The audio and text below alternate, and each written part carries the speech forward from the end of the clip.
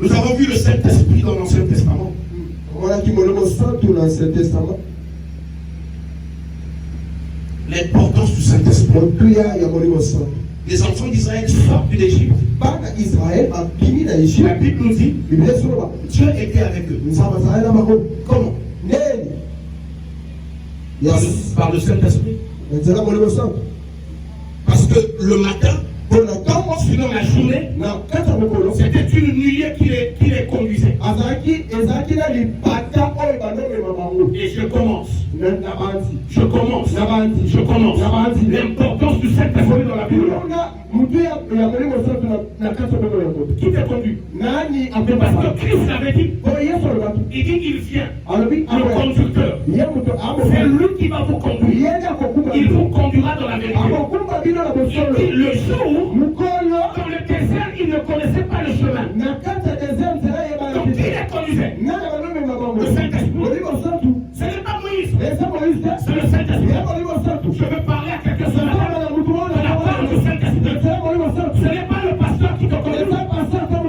Si c'est ton pasteur qui te conduit, le pasteur lui-même, il ne connaît pas le chemin. Il ne connaît pas le chemin de l'éternité. Celui qui connaît le chemin de l'éternité, c'est le Saint-Esprit. Parce qu'il vient de l'éternité. Il vit dans l'éternité. Et il vient en aide pour nous conduire dans l'éternité. La Bible dit, le Saint-Esprit, celui qui conduit le peuple, il était devant Moïse. Donc même Moïse, lui-même était conduit par la nuit. Et la Bible dit, quand la nuit s'arrêtait, Moïse pouvait lever le bâton pour dire au peuple, arrêtez-vous. Je suis en train de dire à quelqu'un, vous savez pourquoi nous ne réussissons pas? Pourquoi nous avons des problèmes dans nos corps? Parce que nous venons à l'église. Mais nous venons à l'église. Qui nous conduit?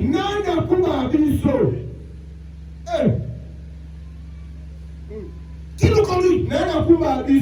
Pasteur, bishop, archibishop, qui nous conduit?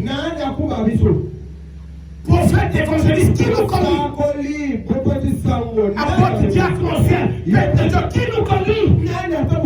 Je te pose la question, qui te conduit?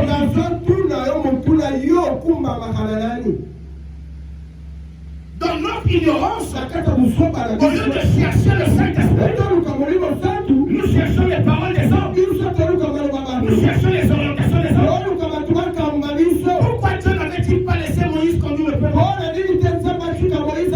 Moïse avait conduit le désert.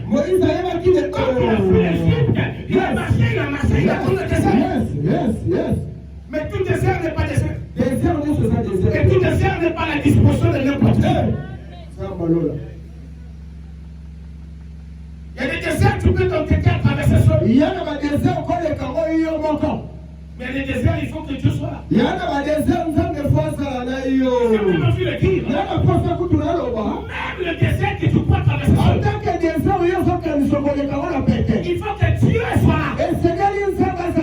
Parce que d'Égypte jusqu'à là où Moïse était retrouvé, c'est Dieu qui est en train de le conduire. L'importance du Saint-Esprit. La Bible dit le jour où le monde était clair, mais il y avait quand même une nuée qui était là.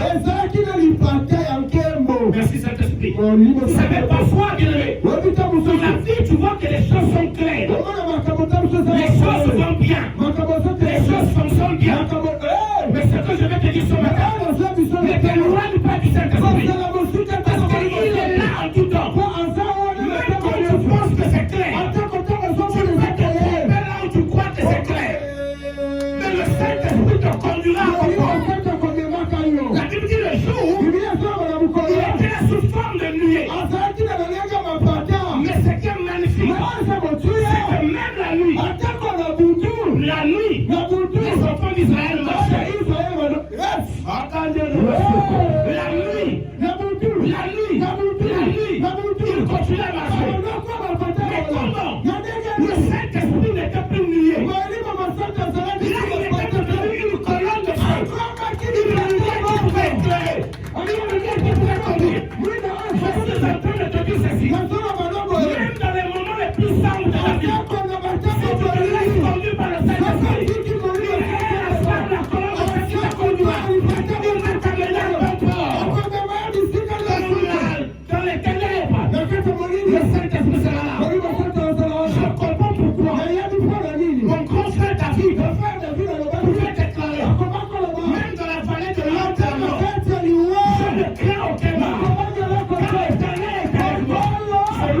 conduit. Quand il a parlé de l'homme de la mort, il est là.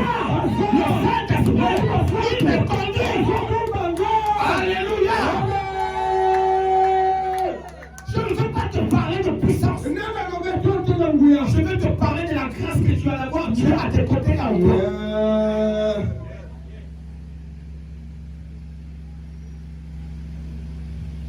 Il était là. Esprit de Dieu. Esprit de Dieu. Les enfants d'Israël ont commis tellement de péchés. En marchant avec lui. Un jour, Dieu appelle Moïse. Il dit Moïse, tu peux conduire ce peuple seul. Va avec ce peuple. Moïse. Mais Moïse était un homme d'esprit. Moïse n'est pas n'importe qui. Moïse parlait avec Dieu. Il parlait avec Dieu en face. Il dit à Dieu ceci. Si toi tu ne te lèves pas, si toi tu n'es pas devant, moi je me lèverai pas. Mais il parlait à Dieu. Mais qui le conduisait? Et c'est Dieu le Saint-Esprit. Il a vu le Dieu de la nuit. Il a vu le Dieu de la fin de feu. Il dit, toi tu connais mieux le désert que moi. Toi tu connais mieux les routes que moi. Toi tu connais mieux les voies que moi. Si toi tu ne te lèves pas, moi je ne me lèverai pas. C'est parce que nous faisons. Nous nous lèvons à un certain moment. Mais quand le Saint-Esprit te lève pas, mais quand l'Esprit te arrête-toi, mais quand l'Esprit te pose, tu dis non, j'ai pris ma décision, je dois partir, je dois démarrer, je dois mailler là, vous ne pouvez que Sarata, vous ne pouvez que Sabiata, vous ne pouvez que Kalaka. C'est pourquoi vous avez des problèmes, et vous allez partout, vous allez voir les couillons vous lave, avec du pétrole, avec de l'essence, avec de la casou dans le visage, et vous revenez, vous êtes pareil, parce que vous n'avez pas écouté le temps qui était à votre côté, le Saint-Esprit pour vous conduire. Yes. Vous parlez de la fête? Je vous parle de celui qui donne un sens à la fête. Celui qui donne un sens à la Pentecôte. Celui qui a fait à ce que les femmes ne soient plus considérées comme une autre rien. Parce que pour la première fois, les Juifs et les étrangers ont fui ensemble. Les hommes et les femmes parlaient, étaient comportés par un même esprit. Et chacun manifestait en la présence de l'esprit par une langue qui lui était propre.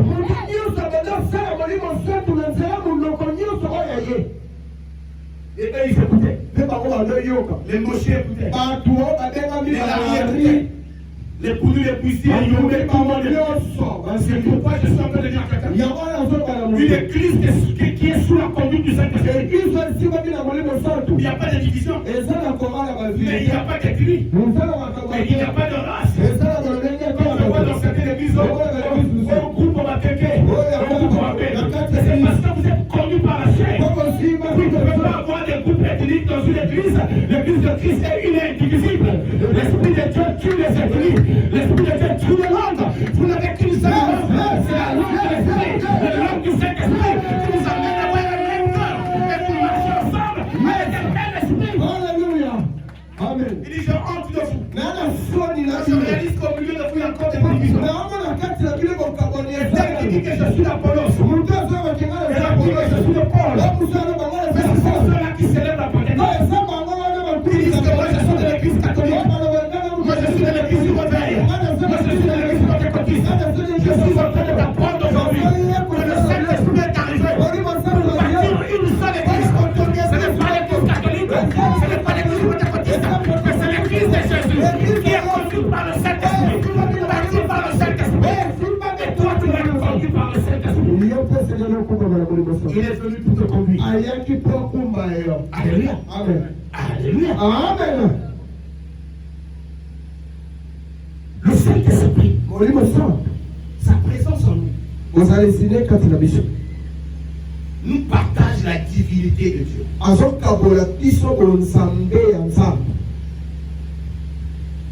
Voilà pourquoi Dieu a dit, faisons l'homme à notre image. Et à notre image. Je ne peux pas avoir le Saint-Esprit et vivre comme n'importe quel autre.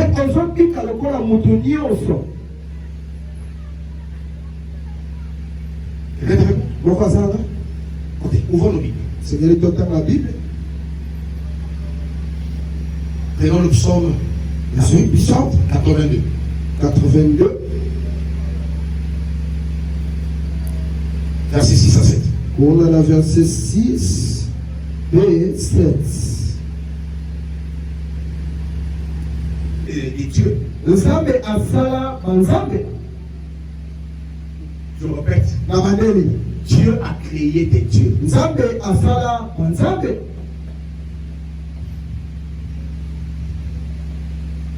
C'est pas ça? Dieu a créé des dieux. Faisons l'homme à notre image et à notre ressemblance.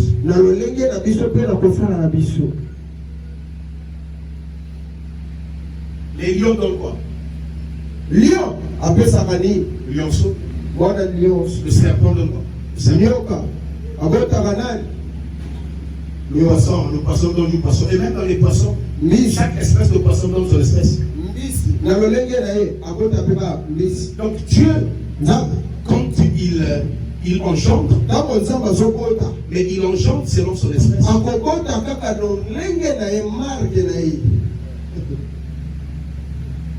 Yes.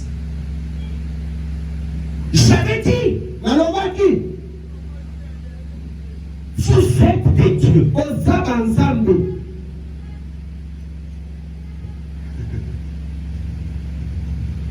Vous êtes tous des fils du Très-Haut.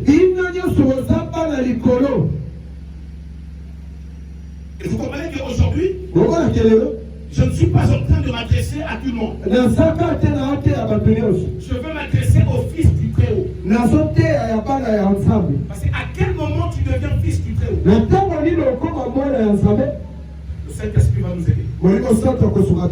Partons voir Luc chapitre 1.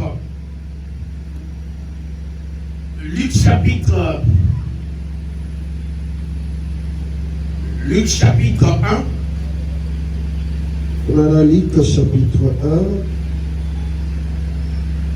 Regardons à partir du verset 35. Luc 1, tu reçois verset 35. Comprenne, le Saint-Esprit a déclaré ses corps. Il dit, j'ai dit que vous êtes des dieux. Vous êtes des dieux. Vous êtes les fils du Très-Haut. Or, quand l'ange Gabriel, sous l'instruction de Dieu Tout-Puissant, du Dieu Tout-Puissant parle, il lui dit également, quand tu parleras avec lui de l'enfant que tu vas porter, il sera appelé fils de Dieu. Son nom sera Jésus. Il sera appelé fils du Très-Haut. Continue. Il sera de David son père, la domination. Il est sur la domination de trône du règne. Yes. Éternellement. Éternellement. Et son règne n'aura point de fin. Et son règne n'aura point de fin. Verset 34. Verset 34. Marie dit à l'ange, comment cela se fera-t-il? Comment cela se fera-t-il? Puisque je connais point d'homme. Puisque je ne connais point d'homme. L'ange lui répondit. Le Saint-Esprit viendra sur toi. Le Saint-Esprit viendra sur toi. Et la puissance du Très-Haut. Et la puissance du Oh my God. My Yes. God. My God. Regardez, quand le Saint-Esprit vient, il est toujours accompagné de la puissance du Très-Haut. C'est quelqu'un avec toi. Yes. Et il n'est pas la puissance. Et il porte la puissance. Il est la source de la puissance de Dieu. Il dit le Saint-Esprit, quand le Saint-Esprit viendra, la puissance du Très-Haut. Alléluia. Amen. Continue mon fils. La Bible déclare. Hein? Je suis dans quel verset? Verset 35. Hein? L'ange lui répondit, le Saint-Esprit viendra sur toi. Et la puissance du Très-Haut te couvrira de son ombre. Hein? C'est pourquoi le Saint-Enfant. Il dit quand le Saint-Esprit viendra, la puissance du Très-Haut te couvrira de son ombre. C'est pourquoi, quand je t'ai dit que l'enfant là, c'est le Fils du Très-Haut. Tu comprends pourquoi il est le Fils du Très-Haut? C'est parce qu'il sera engendré par le Saint-Esprit.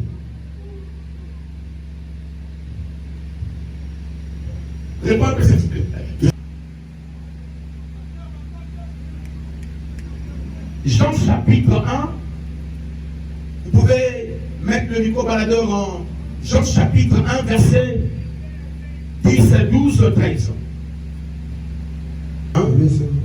Elle était dans le monde, et le monde a été fait par elle. Ok. Et le monde ne l'a point connue. Elle est venue chez les siens, et les siens ne l'ont pas reçue.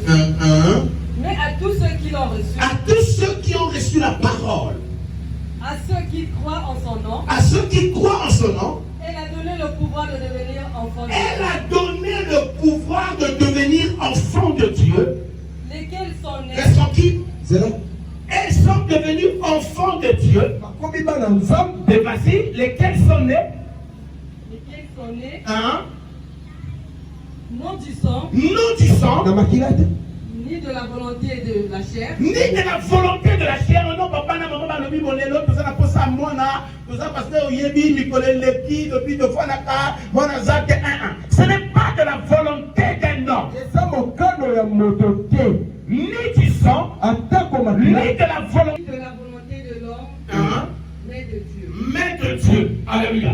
Donc, tous ceux qui ne sont pas nés de la volonté d'un homme, ni du sang, donc ils sont nés de la volonté de l'esprit. Yes. Tu n'es pas enfant de Dieu parce que tu as été baptisé. Tu es enfant de Dieu parce que tu as cru en Christ. Le baptême, je voulais dire, la nouvelle naissance est la conséquence de ta foi en Christ. Et le baptême, donc, c'est pour